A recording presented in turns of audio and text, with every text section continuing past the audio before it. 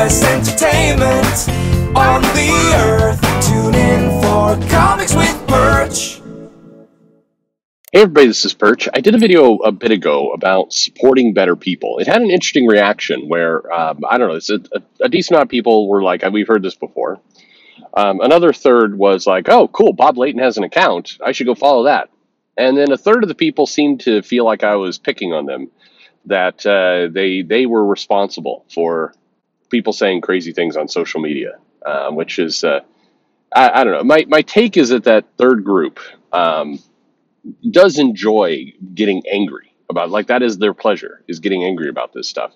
And so if you're coming in there going, hey, I think this is all just kind of a game, and you actually secretly enjoy this thing you're arguing about all the time, that makes them mad. So, but I don't know. What do I know? I'm not a therapist. Anyway, I got this mail with a different perspective, and it's well thought out, well written. So let's go through it. And it says, hey, Perch, I've been listening to you for a year. Sorry about that. And I love your content. I've recently been told about Comicsgate, found myself embroiled down a rabbit hole of research and articles. This whole situation is blown way out of proportion, in my opinion. So I was piked by the Support Better People video, and I think that the last mailers, they are hypocrites because they don't support X creator who does love fans and complain about Y creator that isn't nice to fans, is very one-dimensional and lacks nuance. All right, I like nuance. Let's see where this goes. The problem is that comics for the last 5 years have been some sort of cultural battleground. I hate to say it, but the people who are complaining about the Vita Ayalas and your Tom Kings of the world have, for what it seems like the time being, effectively lost and now carry a stigmatic branding. That's the interesting thing about this fight, because I think, half the group thinks they've lost and half the group thinks they've won. And the problem is the battleground being Twitter. I'm not sure if winning and losing really even is a factor in any of this. I mean, yay, you've won Twitter. Yay. I'm not sure. It's funny. It is a cultural battleground, but it's a cultural battleground playing out in a very almost niche place, where it's questionable what the impact is for anyone, win or lose. Like, for all the, the talk about like, oh, we beat back the toxic men or fans or whatever they are. And now we've got a pride issue with variant covers.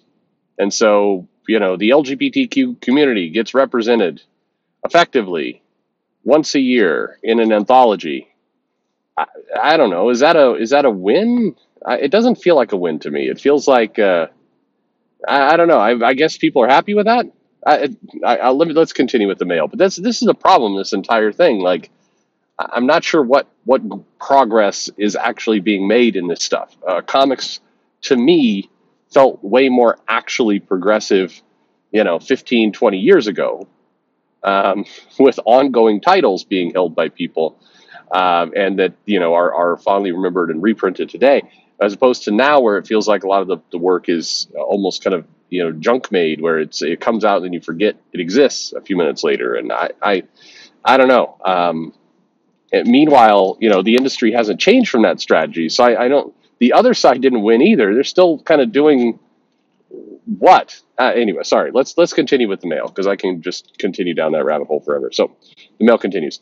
The listener has suggested that creators on social media that are good with people don't get followed by these types and are making them hypocrites. Walt Simonson, Paul Smith were examples they brought up. I think those examples I brought up. And I do think, I don't know about hypocrites. Well, maybe. I just think if your stated goal is that you want to follow, good, solid people who are rooted in comics, who are not producing any drama and just doing that, there are accounts out there. And there are people who come to say, and they do use the word all comic creators are woke, the industry is bad, all of this is destructive, unless people are in Comicsgate.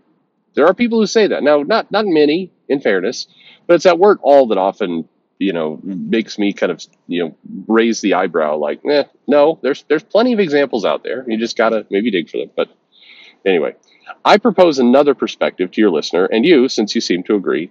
What if they don't support those creators because their support triggers another chain of negative events and drama? Okay, interesting.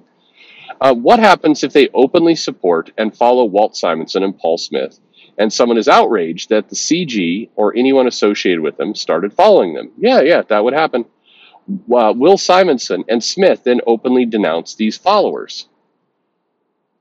Hard to say. But if they're active on social media, probably. Will they block them? Will people and convention runners not invite them if they do openly support them? This is a whole mixed bag of events that could happen.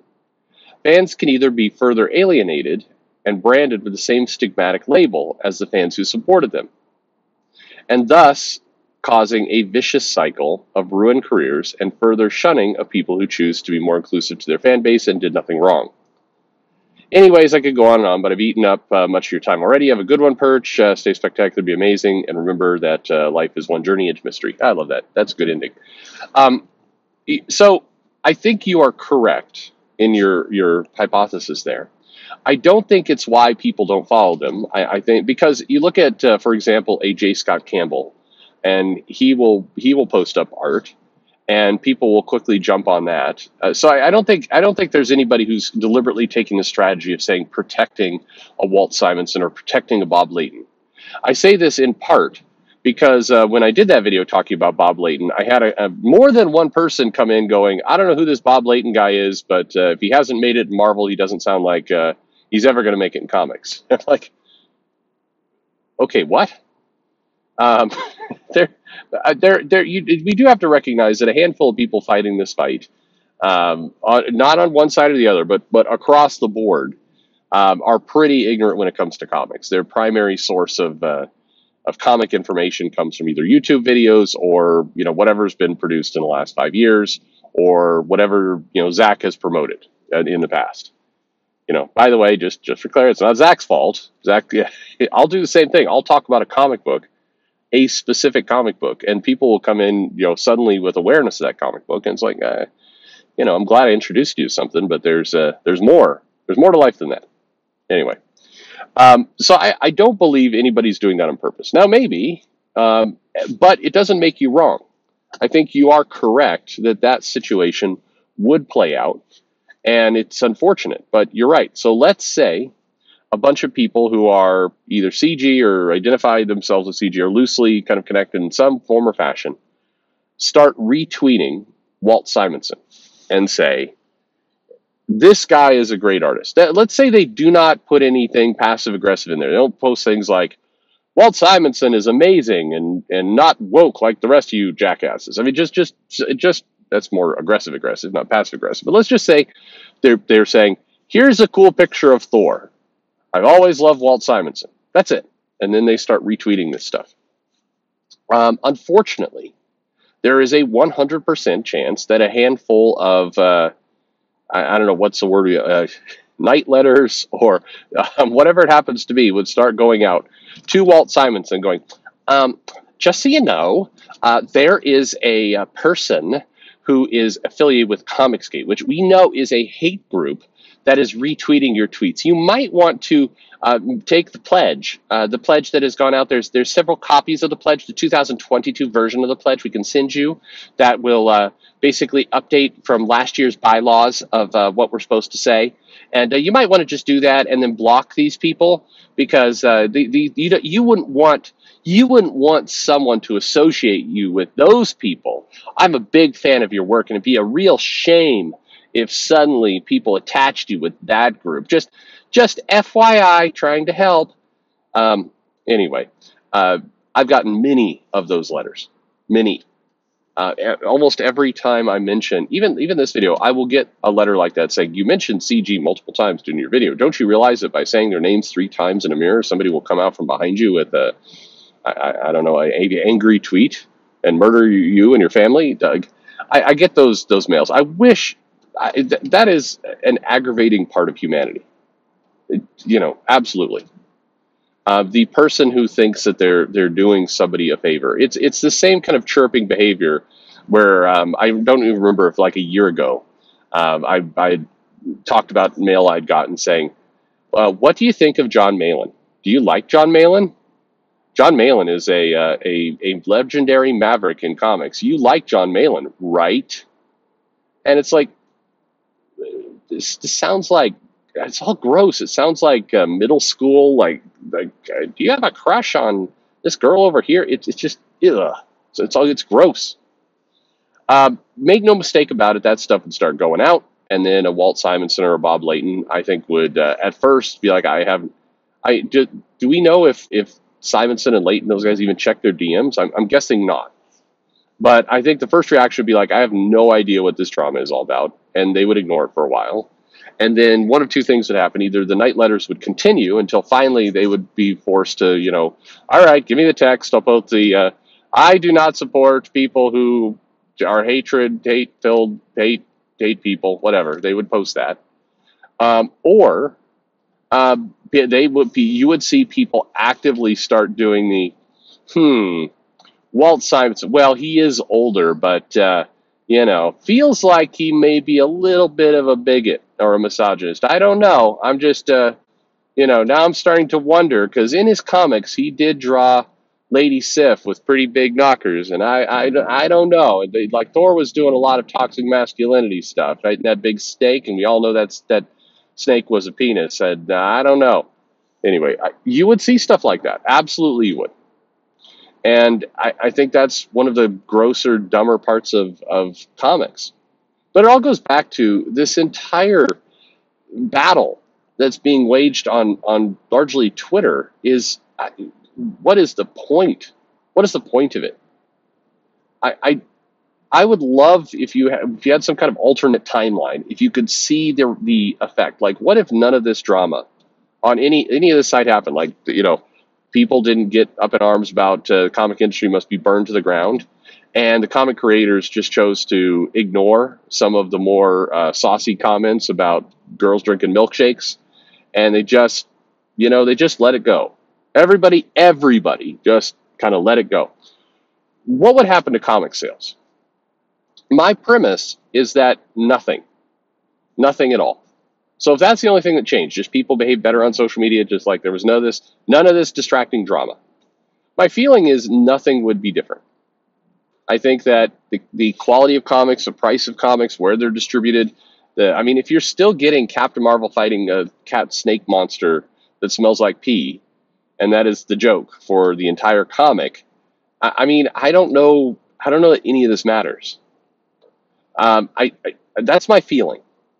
I think that this entire battle and this entire kind of, fluffy nonsense is keeping people entertained. But what's being forgotten on this are the people who actually have their wallets with, hundreds of dollars, and they're going to the comic store and they're laying their cash on the table and they're saying, I like comics. And those people are pretty much, not part of this discussion at all. They're irrelevant.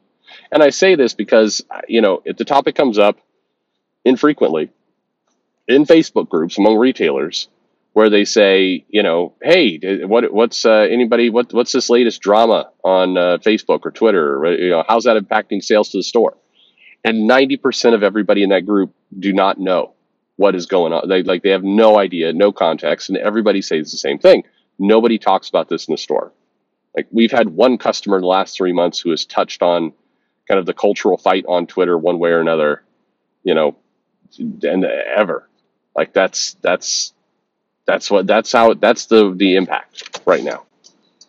And yeah, so all this stuff, it just, from a sales perspective, it's entertaining to people, I guess, but it doesn't matter. Again, I'd love to see, if none of this nonsense happened, would we see a sales bump? Again, if the content is the same, I think it's still selling what it's selling. Which makes this all even more stupid, because, to your point, if because of this argument, somebody's going to go harass a Paul Smith into either, making a statement or being branded a hateful, awful person. Like, so we're now, threatening to ruin careers for nothing, for no value. Anyway, thank you for the mail. Thank you for the alternate perspective. Much appreciate it. And for all of you at home, thanks for listening.